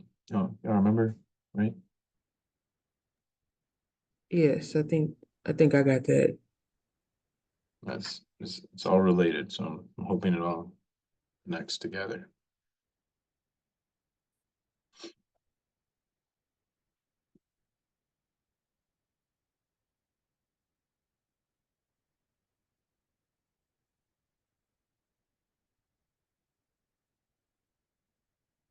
All right, so this is a new notation, but it's not crazy. Let me switch to the paper.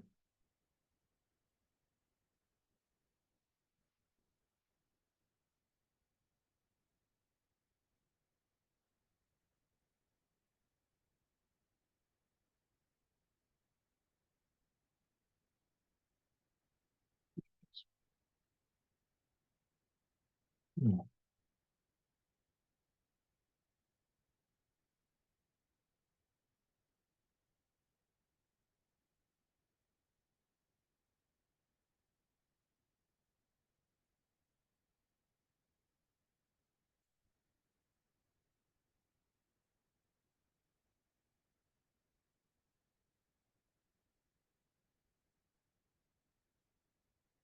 So I'm gonna need H right now.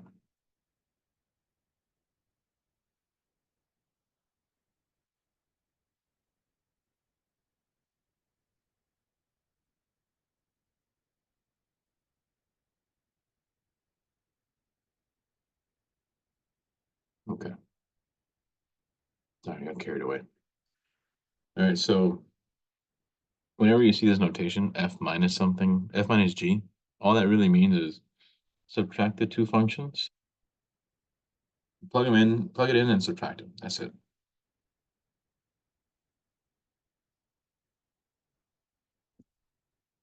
That makes sense? So plug in 2. Plug in 2.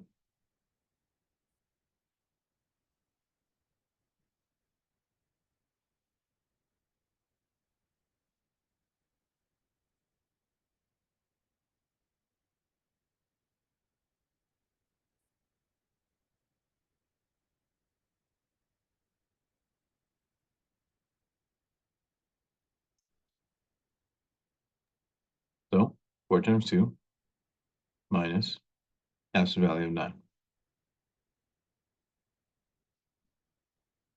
This is 8 minus 9.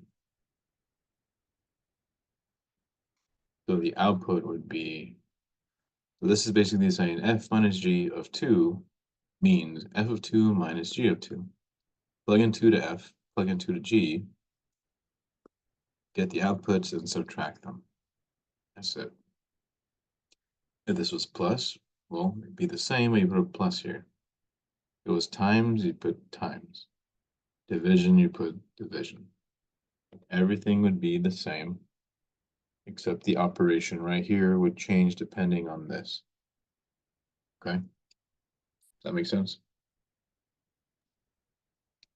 Yes, it does. So you So- just combine both equations, of course, together and just worked it all out. Yeah, and if I did this, we'll use 2 again to keep it simple. This is times, right? So you do f of 2 times, oops.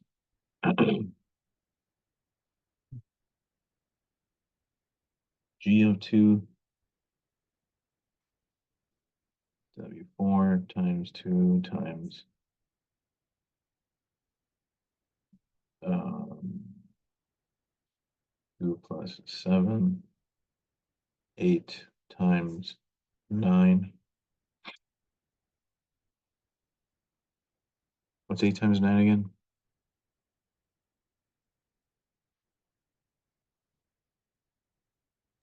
$72. Thanks. I don't like numbers. All right. Does this make sense? Yes. Right. It's not too bad, right? Is equation the one on the right always going to have the 2 instead of parentheses? It's the 2 little sticks. The equals here? No, the where it says line 2 plus 7 and then the line. So the Oh. equation in the right is always going to have those 2. No. Oh. F can be anything. G can be anything.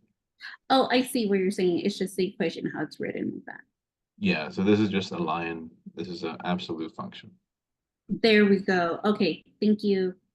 Yeah, no worries. So it could be like a parabola right here and a square root, or it could be all kinds of things.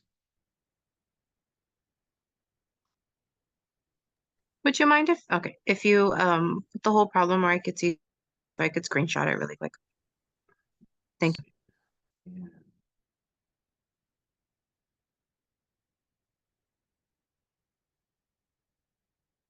Any questions on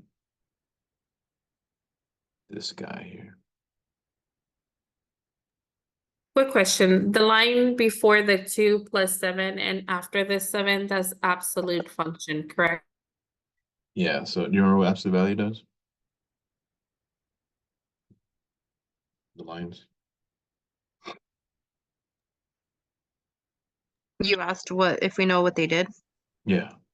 No, I do not.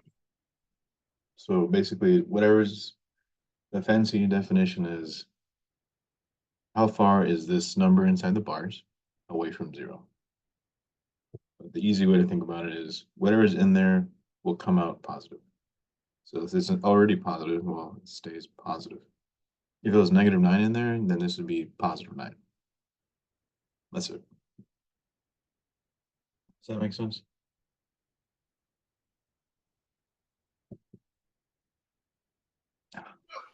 So no matter what, it's gonna be a positive, is what you said? I was Yeah, like cutting whatever. out on my end.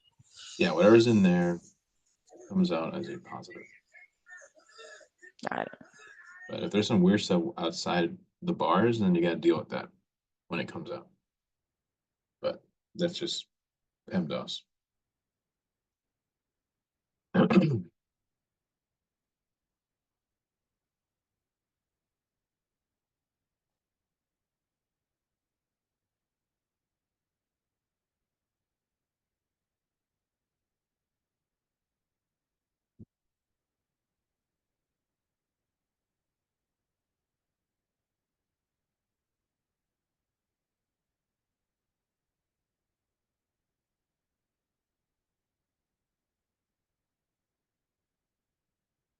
So here they're doing minus, but -3. Same thing, but with a 4. Let's go to something else. The difficulty will change depending on the algebra or like the functions. If the functions are weird, then you just gotta be careful.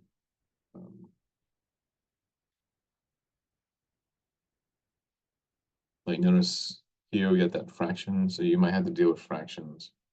Just be careful. Do the H part and then do the F, and then whatever you get, divide them. Okay.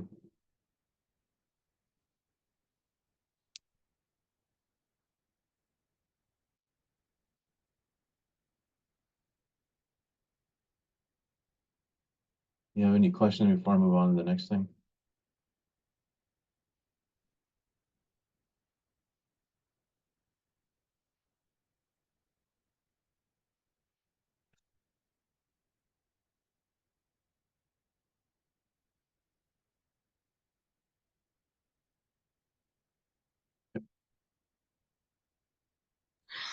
Do you recommend that we look at anything like any websites to just help us Oh, to heck yeah. understand? I think that the main thing is for me is like I can understand these when I have like the example of what to do and I can remember, but just like the way that the problems are written out and having to remember like what each thing means is what's harder for me. So like I don't know if there's like a Algebra for Dummies website or something.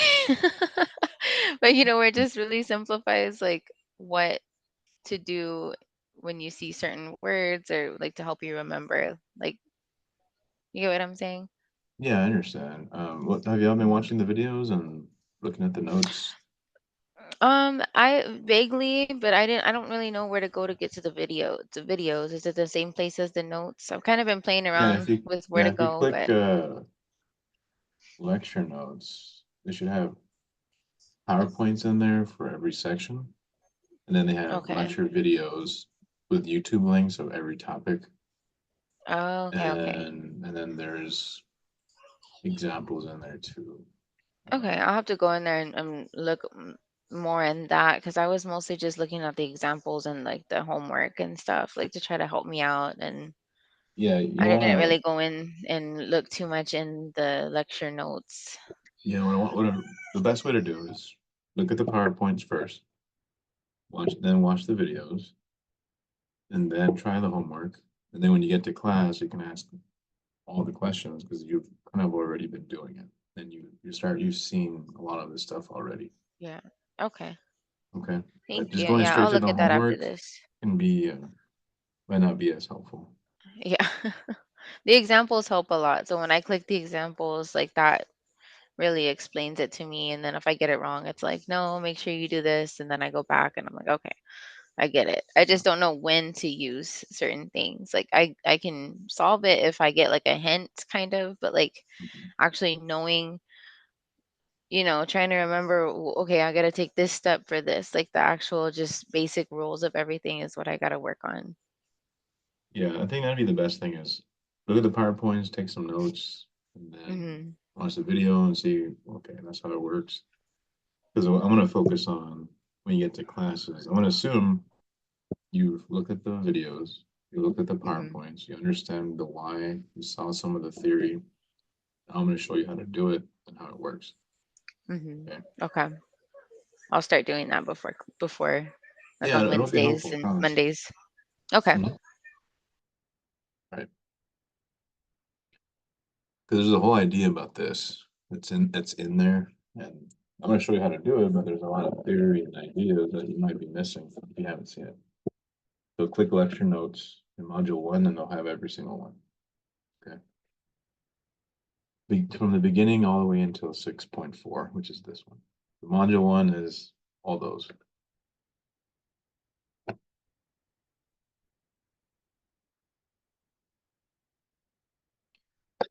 Hmm.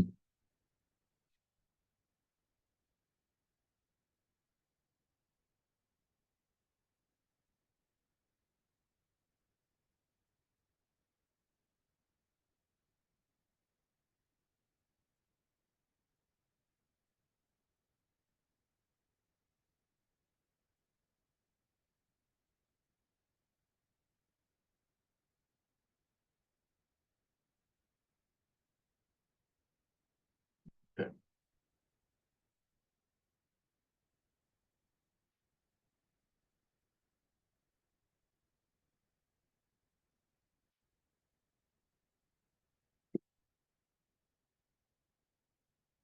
One second.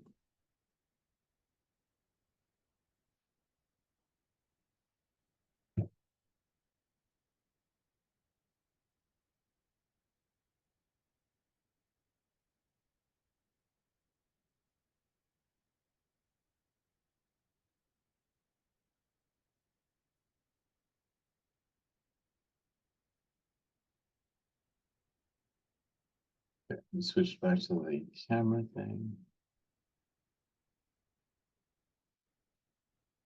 All right.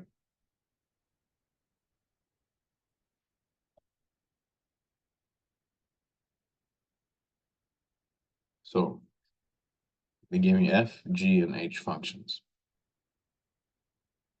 F, if you see this notation, it's supposed to be a tiny little circle. It looks like a O. So F composed with G is what this means.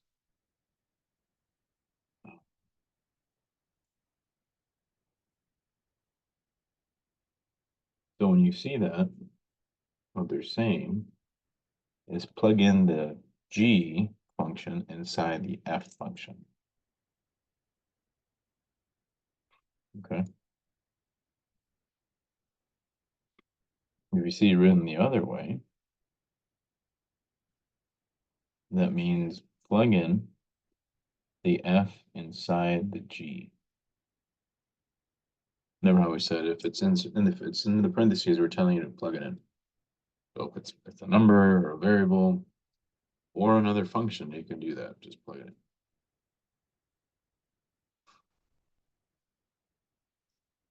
in. Okay.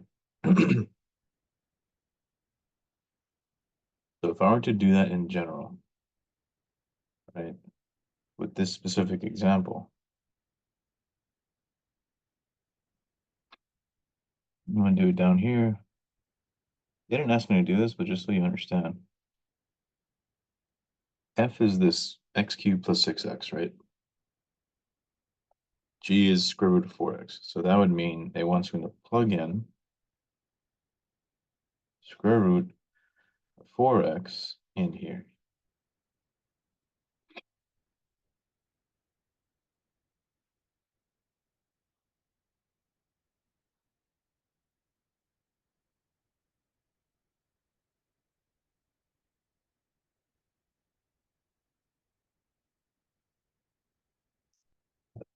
See what I mean?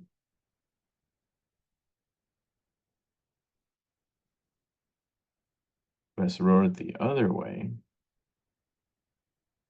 that means plug in that F, which is this garbage, inside the G.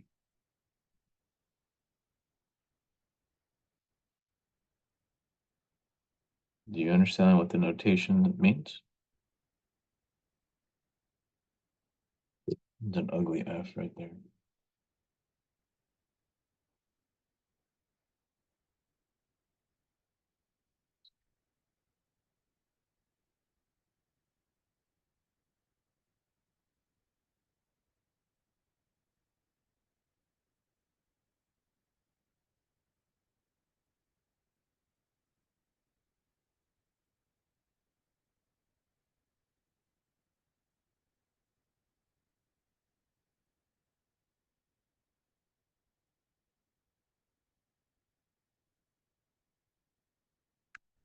Okay, so that notation is good.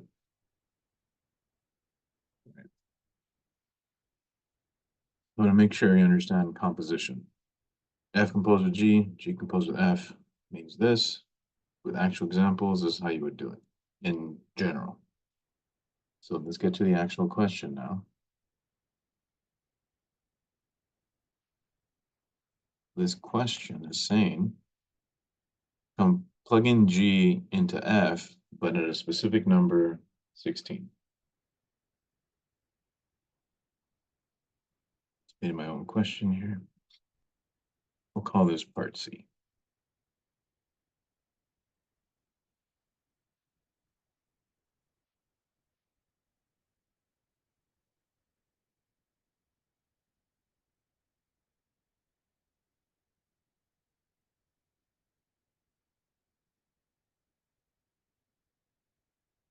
So they want to see F of G of 16, which would be square root of 4 times 16, which would be F of 64. Oops.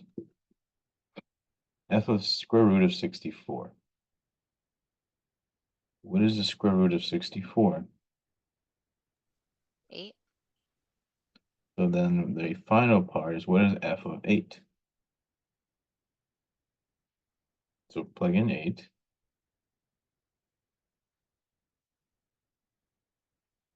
Here. Does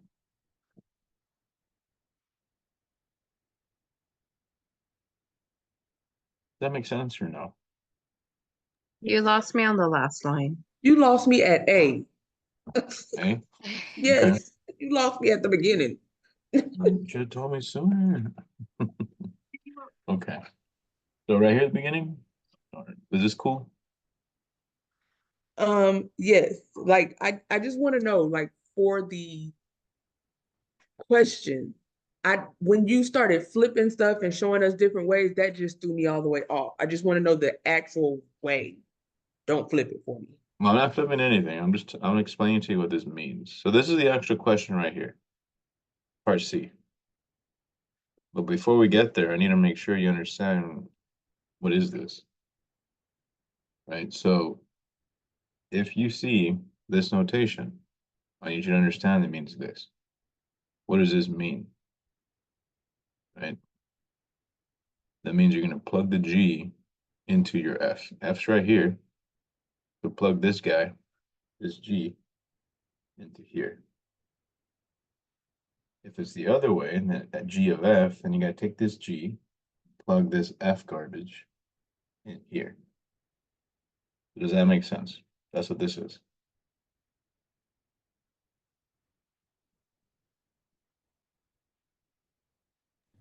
Yes. It's not, but continue. All right, hold on. I'm gonna give up on you, but do you see that G is this guy, square root of 4x? I see it. Okay. Do you see that we are plugging it in inside the F right there? Yes, I see that. Okay. So when we start doing it, it's gonna go into all the x's that are part of the F, right? Because we said plug it into the F. So I'm plugging in this square root of 4x inside all the x's of these two right here, right? That's what these two are. So we don't put the cubed. Cubes right here. I mean, I stopped there. I'm just showing you what it means. Okay. We can do more work Okay. if you want, but No. I just want to understand. I want you to see what is the general idea. If I'm plugging in G into F, plug in G into F. What the hell is F? Well, it's this, right? That's this. Is that more clear?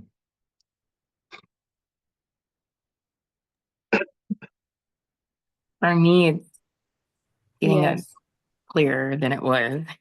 Not as muddy in the water. I I'm mean, it's the first confused on time. the GOF. See, so F over G or F G. That one I understand because you're plugging in. I kind of understand what you did. I don't know how I understand it, but I do. But at the same time, like the details of it, I'm still trying to understand. Right. Because if you're plugging it in, then wouldn't it be? I guess like you're just kind of simplifying it. You're not doing all the work like for it. Yeah, I mean, there's So more if to it be was done. Mhm. if it was G F is going into G, then it would be. I don't know. I think I just confused myself more. I got it the first time you went over it, and then when you went back over it, I was like, wait a minute, what? I mean, it feels a little dyslexic, you know? Yeah. So if I do f of 0, that means you plug the 0 in everywhere you have an x, right? These x's here. You agree? Right. Mm-hmm. That part makes sense to everybody? Yes. Okay, so if I change it from a 0 to this, then you plug them in just like the 0, right? That's it. That's all they did. I just plugged in G. Yes. Okay. I think just looking at the first part confuses me, where you have it like F G, like just what it This equals is to. your formula. Yeah. This I is think your the notes. formula just doesn't. Yeah. So if you see this anywhere, they would want you to do this. How do you do this? Well, like this. Got it. Okay. Mm-hmm. So here we got the G, and they want you to put in the F. There's the F. Put it in the G. Right? Here's G accepting my F right there.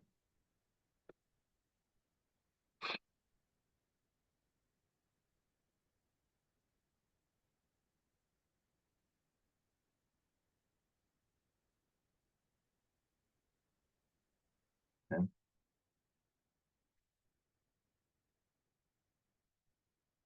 All right, so Monique, other questions on these ideas, like just the notation? Again, all this is in the video and in the notes, but in case you haven't seen it, wanted to talk about it briefly.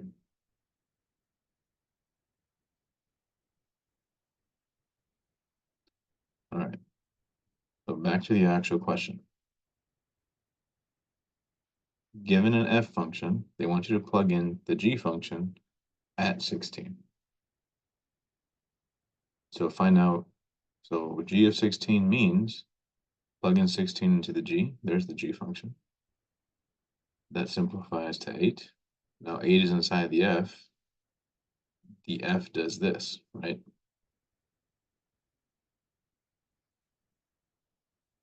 That's where you lose me. Why does the F break down into that?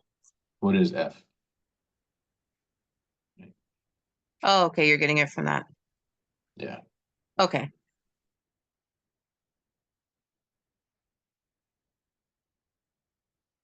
I mean, to be fair, Kendra, it's a bunch of, but we talked about a bunch of ideas today. It has been, what, 3 hours almost, so I don't blame y'all for losing me, getting lost a little bit. But watch those videos, please.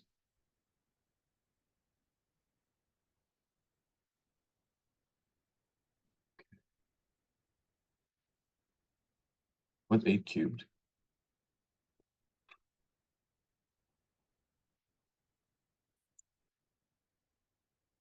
I don't know what that is. Mhm.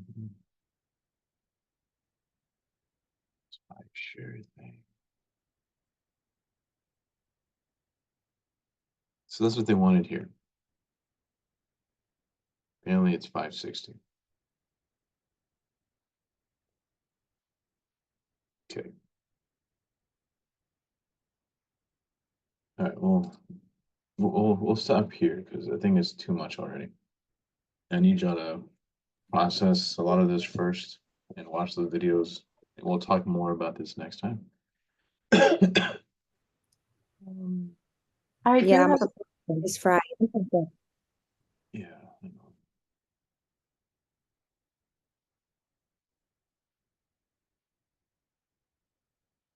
Okay. Second.